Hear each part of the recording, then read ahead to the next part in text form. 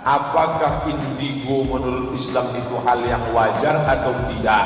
Jika tidak wajar, apa yang harus kita lakukan mengatasinya? Ruqyah. Anak itu memiliki kemampuan luar biasa, itu karena dia dirasuki jin, warisan dari datuk nenek moyangnya. Ibu punya bapak, punya kakek, punya datuk, punya moyang, dulu pernah punya MOU dengan jin, Memorandum of Understanding.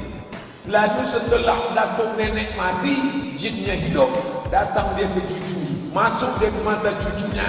Lalu bapaknya bangga, anak saya hebat, bisa nengok syaitan. Itu karena jin. Jadi kalau ada anak mengalami ini, bawa ke tempat ruqyah. Nanti di ruqyah insyaallah jinnya kabur. Ustaz ngomong ada buktinya, ada beberapa anak jamaah yang kena itu dan sehat. Indigo itu penyakit, itu bukan kelebihan. Wah, jangan tambah lagi Bu ya. Indigo itu bukan kelebihan Bapak Ibu sekalian, itu penyakit, gangguan syaitan. Mau bukti? Coba ruqyah tuh. Anak anda ada indigo, dudukin, bacain ayat Al-Quran. Kalau tidak kesurupan pasti dia merasa merinding, dia merasa, tapi umum itu indigo karena masalah syaitan. Saya pernah ngisi acara itu, pada saat itu pernah diundang di Trans TV waktu itu, khusus masalah indigo di acara halal. Sutradaranya ngotot, bilang ini Ustadz ini kelebihan nih, prestasi. Saya bilang bukan prestasi nih Pak, ini penyakit syaitan, diganggu oleh syaitan. Kok bisa? Dialog sama saya setengah jam. Terus saya bilang kesimpulannya gini aja Pak, Bapak coba, sudah ada sampel-sampelnya, ada di kos, sudah ada 5-6 orang. Tanya mereka, pasti bahasanya, dari mana kau tahu ini? Bisa sembuhin penyakit kah? Bisa tebak masa depan kah? Bisa tahu? Dari mana? Pasti dia bilang, temannya di belakang rumah, temannya di atas kamar, temannya begini di kamar mandi. Itu syaitan semua. Coba ruqyah, pasti kesurupan tuh. Kesurupan atau dia merasa merinding. Berapa kali itu kasus seperti itu? Jadi ini bukan prestasi, ini syaitan ini. Gangguan syaitan.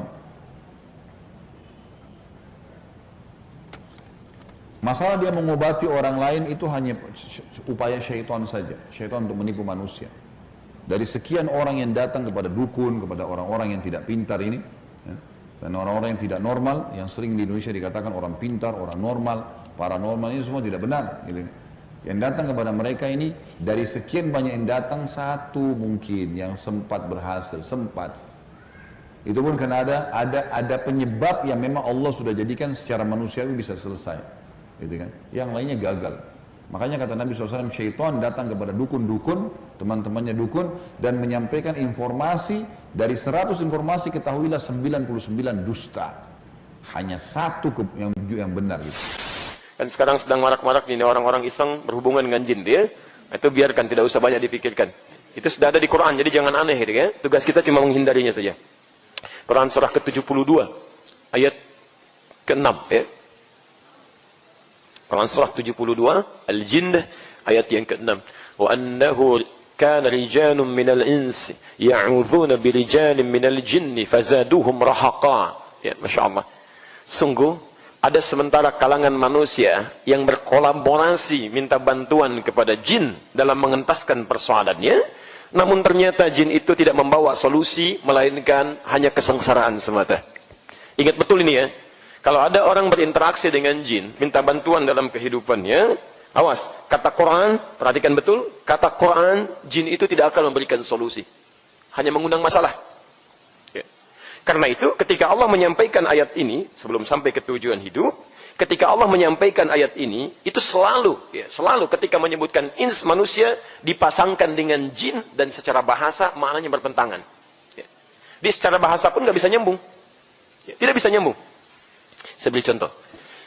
Kalimat jin dengan ins disebutkan dalam Quran setidaknya 18 kali.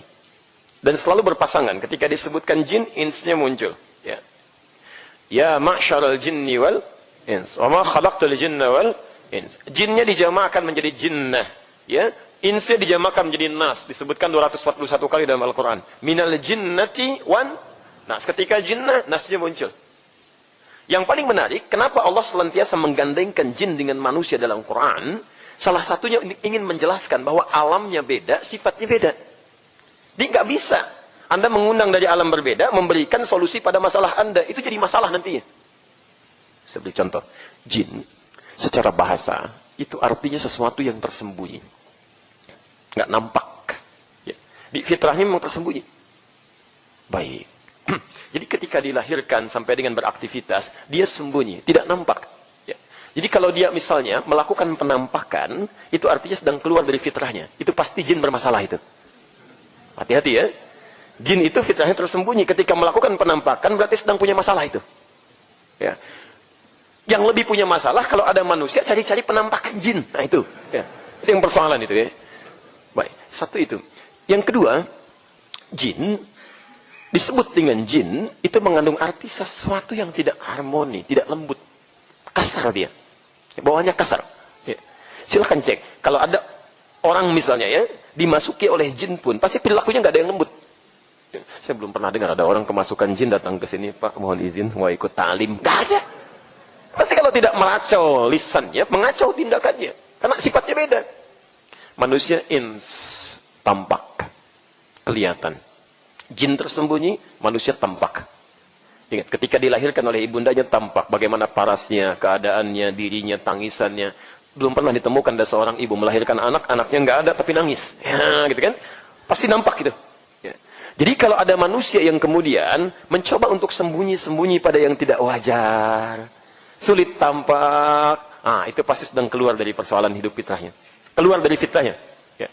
Masuk ke rumah, sembunyi-sembunyi, ada pintu depan lewat jendela, gitu kan.